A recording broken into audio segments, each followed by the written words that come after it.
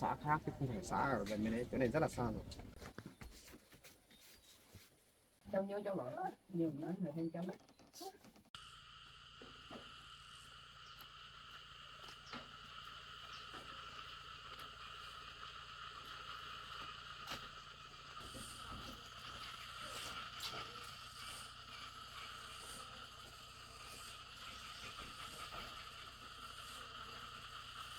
Đâu mua chưa à? Mua xuống gần lấy, ở đây đi lấy làm lấy, để lấy làm cho cắt.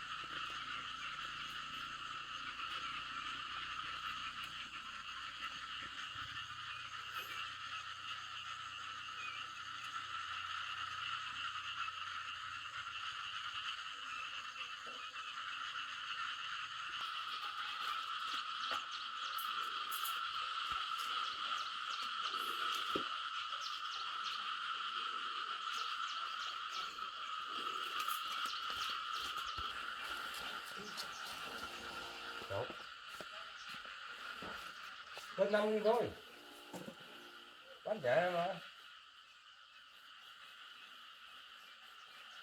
nhá. Một cân 5.000, 10 cân 50.000 nhá. Thế cháu không có gì được à? Không có báo cho tôi.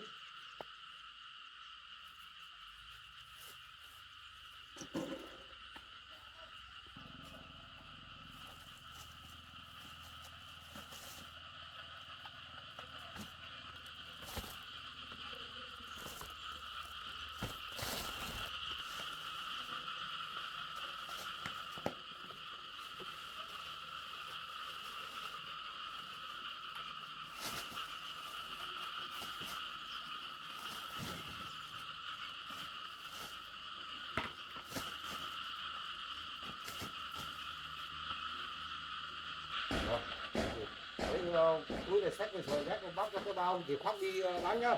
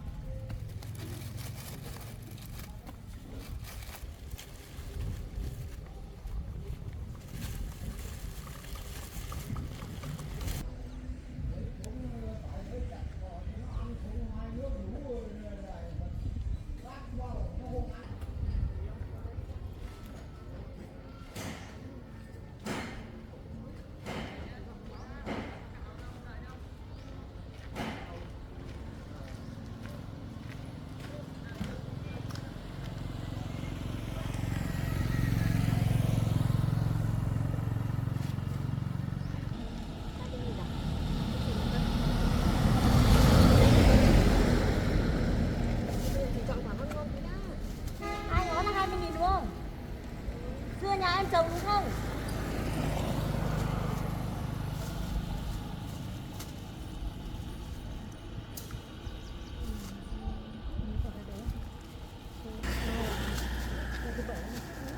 Mồm bị chị ám quá.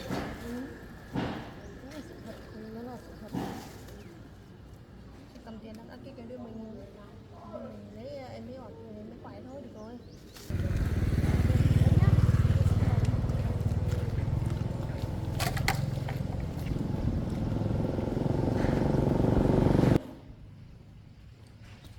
Bao nhiêu nghìn một cân đây cháu?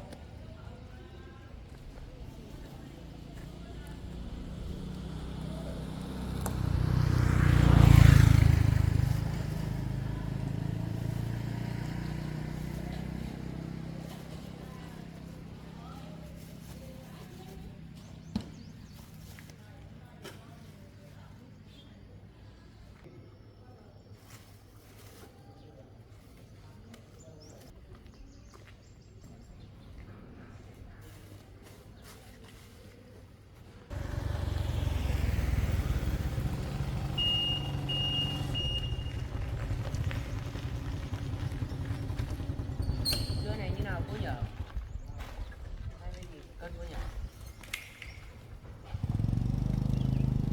6-3 cân thôi, nó còn lấy 1 cân này.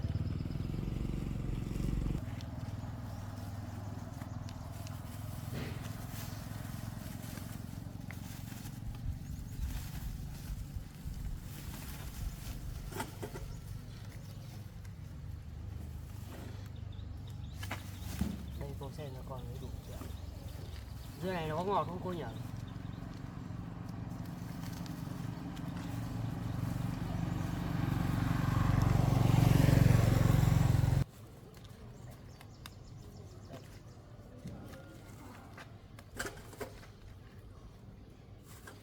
Và xi này. Nó sẽ ghép cho con đi. Cầm mũ.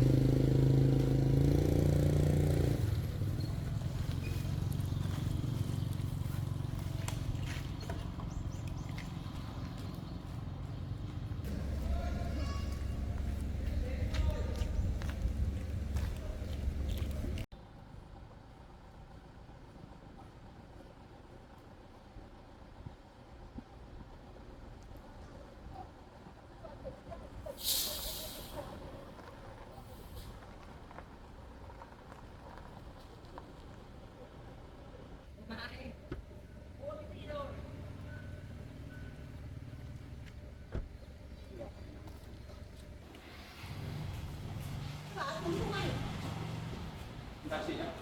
Đây em hỏi đi. Ở đấy gặp người này. Mặt quen quen đấy, hình như là hôm nay nó bán dưa cho chị thì phải. Bán dưa chị à? Ừ, bán dưa chị ngay người này này. Thật à? Thật mà. Đúng cái này rồi. Người trong ảnh ấy là có không nói chuyện được. Không, tắt tín hiệu. Không phải hôm dưa không tắt tín hiệu. Tắt tín hiệu à? Thế đây chắc phải rồi. Tắt tín hiệu. Lâu như chị? Cách đây tiếng không? Tiếng nữa à? Sao? Em đang tìm. Cái gì ạ? Cái là người yêu em ấy. Dạ. Cô ấy bỏ nhà đi em tìm hết hôm nay. Chị có biết cô ấy đi đâu nào? Chị cũng có, chị mua về này, chị bán hàng ấy, nhiều việc chị cũng nghỉ. Chị vừa ra mua dưa đây này, dưa vẫn còn đây này. Dạ. Ừ. Cảm ơn chị nhé. Ừ. Em chạy đi tìm cho một Nó tí. xem. Ừ. Biết mất bán dưa đâu.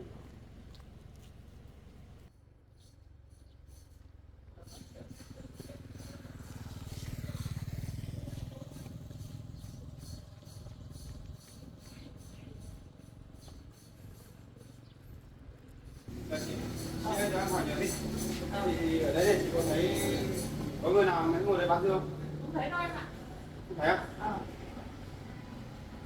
Em cảm ơn chị nhé.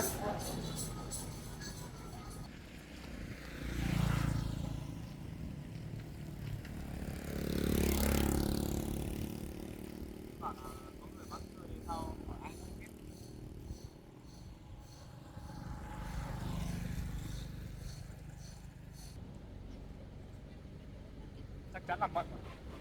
Không thể đi xa được.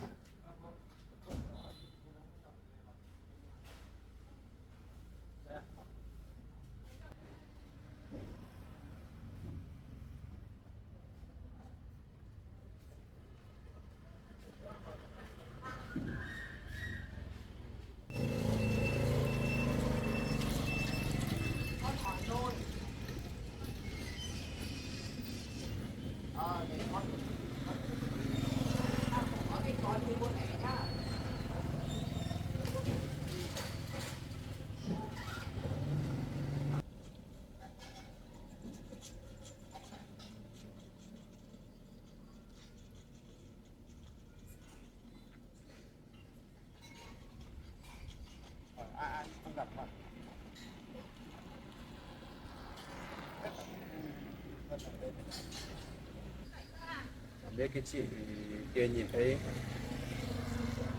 cái người bán dưa đấy không biết có phải Mận không hay là chị ấy nhìn nhầm người. Bởi vì trong này là xã khác chứ không phải xã ở gần bên đấy, chỗ này rất là xa rồi. Chắc là chị ấy nhìn nhầm người. Rồi đi có pháp tìm đấy.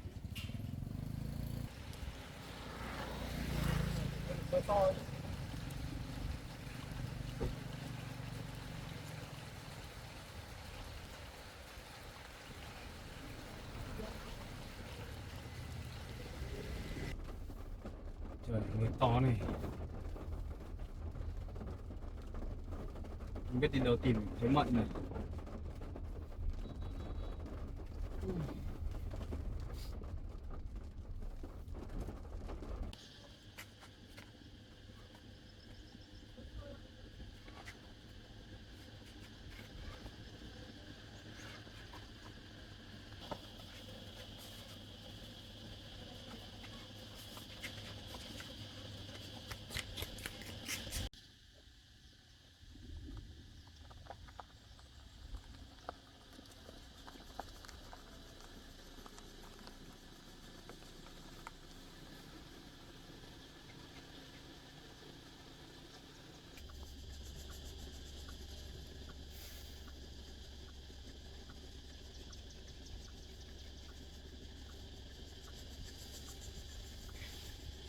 Sao mà tìm thấy em Mận được.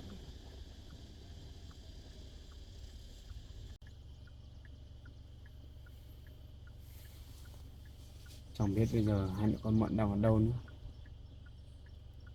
Không biết cái chị lúc này nói có gặp cái người bán dưa nó có phải không. Giờ mà không tìm thấy hai mẹ con Mận về ấy, mình lo lắm ấy. Mất ăn mất ngủ vì Mận. Chẳng biết mình dán mấy cái tờ ảnh, mấy cái ảnh đấy chẳng biết Mận có nhìn thấy không. Mong là cô ấy nhìn thấy và cô ấy sẽ biết mình đang tìm, cô ấy sẽ về. Bây giờ mình bận công việc nữa, ngày nào cũng phải tranh thủ đi tìm. Không biết phải làm nào đây.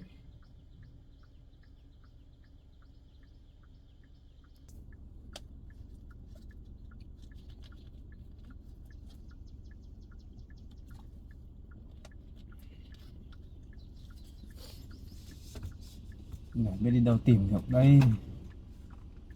Mới là em. Sao em lại trốn anh đi làm gì? Đấy, bây giờ căng thẳng đau đầu đi tìm em.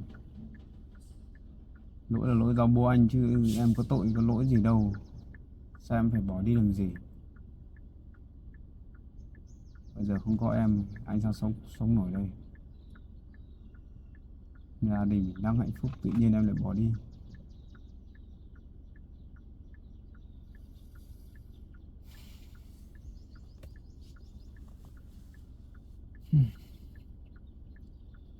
Thôi bây giờ ngồi đây than vãn cũng chả giải quyết được gì. Thôi, tiếp tục lại đi tìm.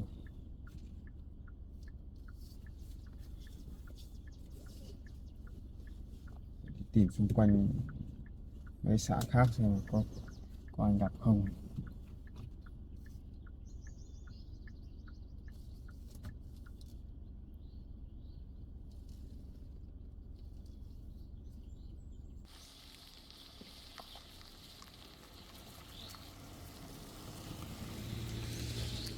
Ơi uống ơi. Uống ơi. Ơi.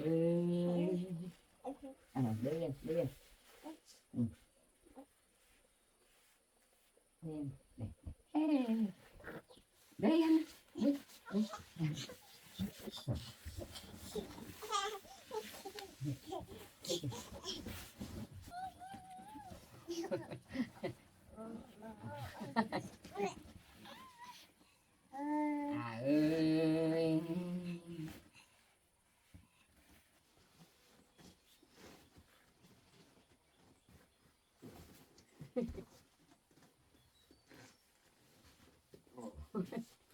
đi.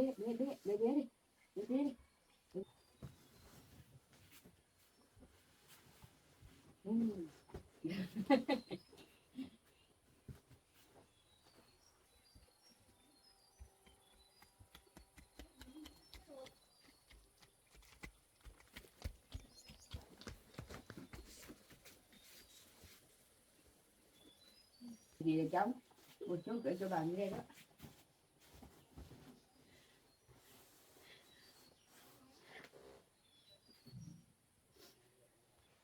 Cháu nhớ cháu Bảo à? Cháu gặp cháu Bảo à?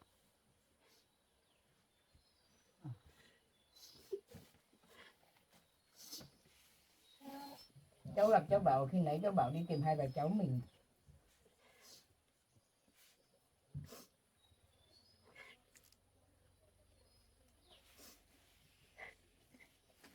Cháu mình đi xa thế này cháu Bảo vẫn đi tìm bà cháu mình, thương cho cháu Bảo quá.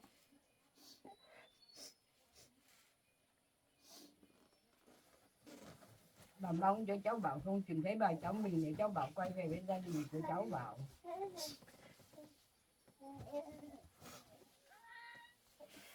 Cháu nhớ cháu Bảo nhiều nói người thêm cháu.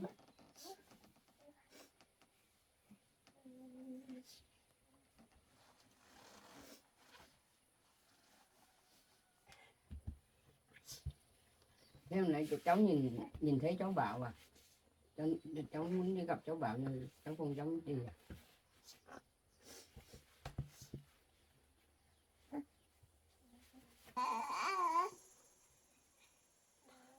Bây giờ cháu đừng buồn nữa.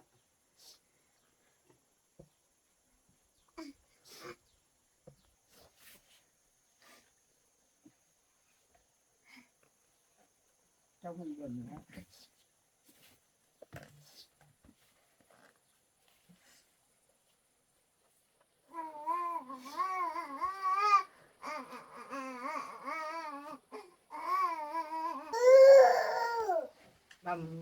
Mong bố của cháu Bảo cho bà cháu mình quay lại với cháu Bảo đi rồi có nhà lại đi với cháu Bảo nữa.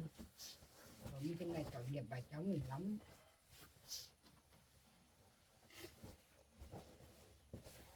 Bà muốn cho cháu Bảo quay lại với cháu đi, hai cháu này cùng nhau lắm.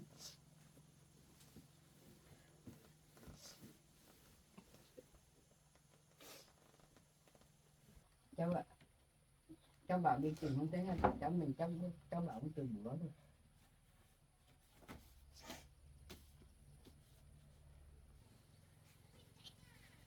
Bây giờ cũng muộn rồi, mấy ngày không có cơm ăn, bây giờ cháu đi chơi với trên chủ nhà này có nồi nấu cơm ăn thì đi mượn về nấu cơm ăn cho bé nữa.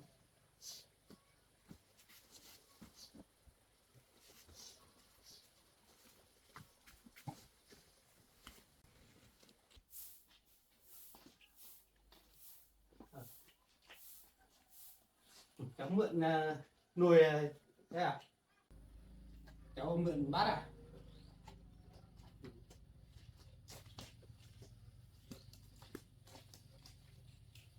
Hơi không? Thế bát thì lấy cháu.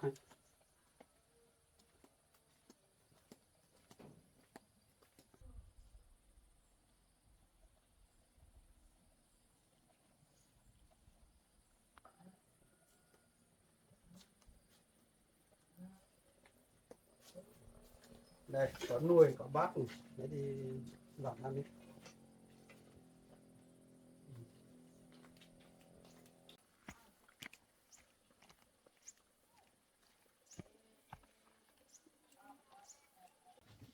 Cháu mượn được đồ không?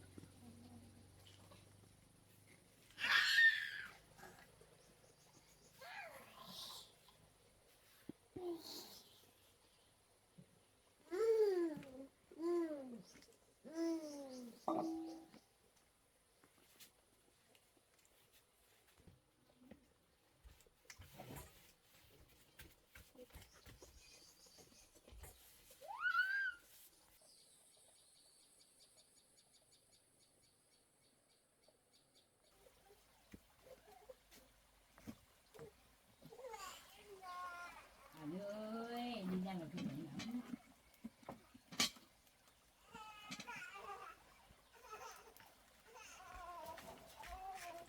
đâu đâu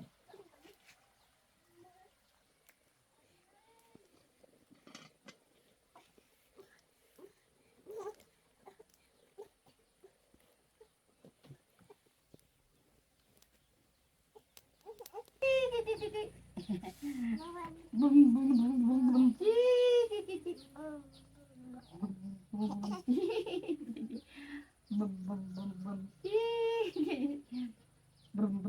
bum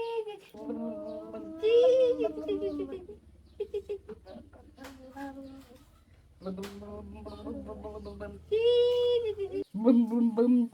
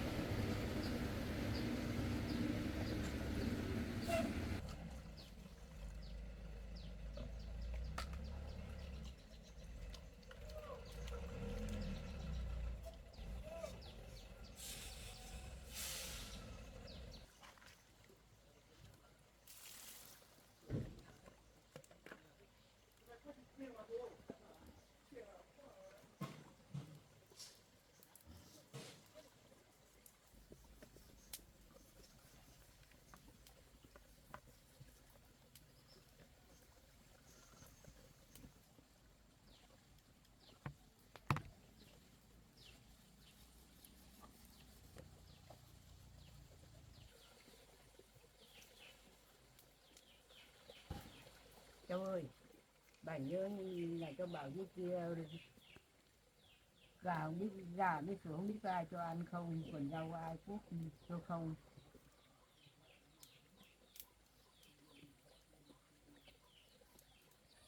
bà cháu mình khổ may mà gặp ông chủ nhà đây nữa, ông tốt, ông còn chưa ông nhờ đi, bữa không có không biết là đây ở đâu được. Ở đây thiếu thốn lắm. Bà nhớ cái nhà cháu Bảo làm cho bà cháu mình. Chắc cháu bảo đưa cho bà cháu mình lắm, cháu bảo có tiền cho bà cháu mình không.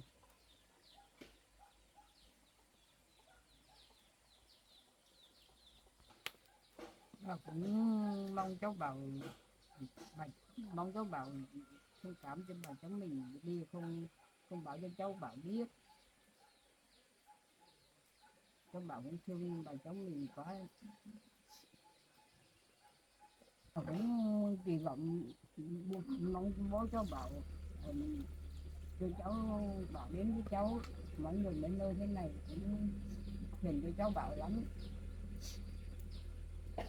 Bà thấy hai cháu này bà cũng buồn lắm.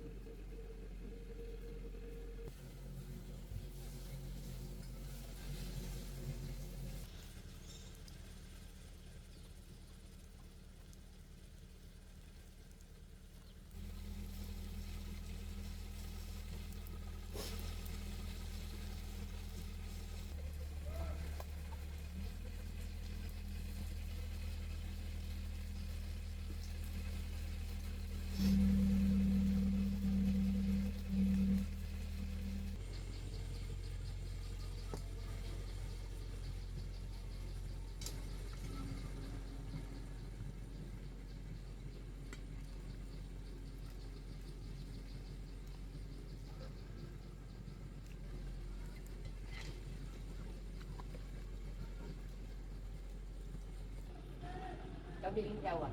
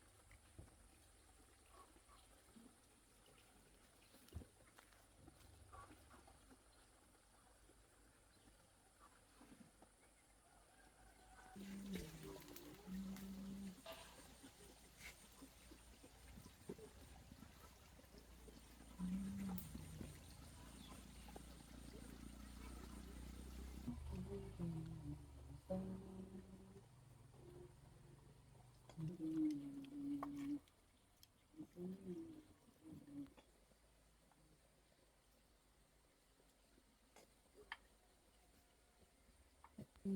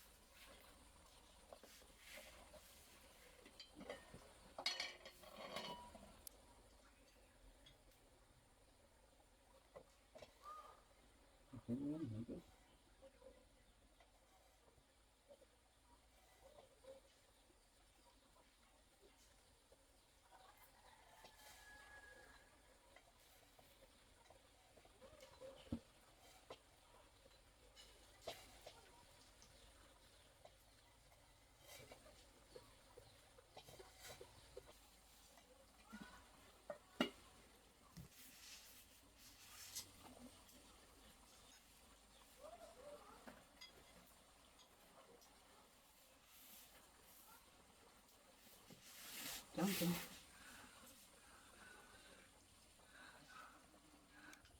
hai ba ngày nên bà không được ăn cơm rồi.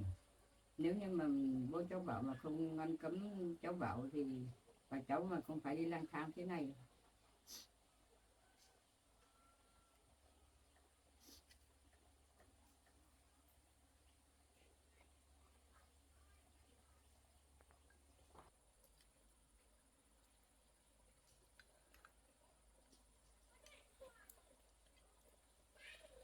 Thôi cháu vợ không nghĩ nữa, không buồn nữa. Nếu mà cháu buồn nhiều mà cháu nghĩ nữa thì cháu bị ốm thì bà cháu mình không biết làm sao đây đó.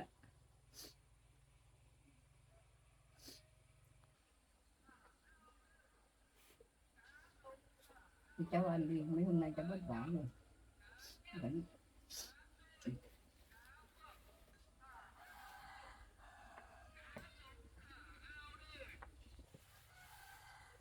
ăn đi cháu ăn nhiều vào, ăn cũng khỏe.